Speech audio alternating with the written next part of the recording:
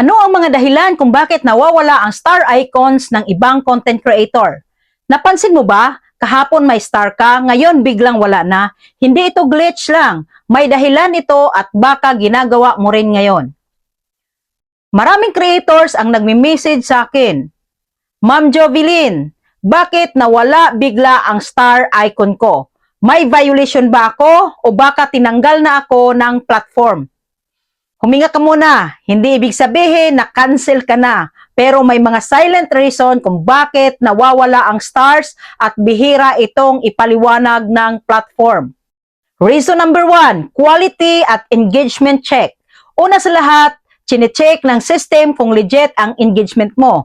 Kung paulit-ulit na parehong viewers lang, mabilis mag-scroll palabas ang manonood, maaring views pero walang interaction. Unti-unting binababa ang trust score ng content mo. At kapag bumaba yon, una talagang nawawala ang star icon. Reason number 2, content behavior. Hindi lahat ng viral ay monetizable. Kung ang content mo ay puro clickbait pero walang value, paulit-ulit ang tema na walang bagong insight, may borderline, misinformation, pwede temporary lang ang stars mo kahit wala kang violation notice. At dito nagkakamali ang karamihan. Akala nila okay na basta maraming views. Pero ito ang mas nakakatakot. May isang dahilan kung bakit nawawala ang stars kahit consistent ka. Walang violation at maayos ang content mo. At ito ang dahilan kung bakit ang iba kahit mababa ang views may stars samantalang ang iba mataas ang views pero zero. Sandali lang, huwag kang aalis. Ito yung reason number 3, viewer spending pattern. Hindi lahat ng audience ay spender. Kung ang nanonood sa iyo ay hindi nag-star sa kahit kanino, puro free consumption lang, mabilis lumipat sa ibang video.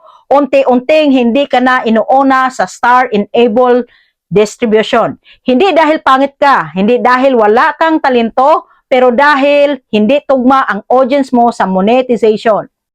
Reason number 4, creator activity and consistency. Isa pang hindi sinasabi ng platform, kapag bigla kang nawala ng matagal, hindi ka consistent, puro repost or recycled content, maaaring ipopost muna ang star eligibility mo. Hindi permanent pero kailangan mong patunayan ulit ang consistency mo.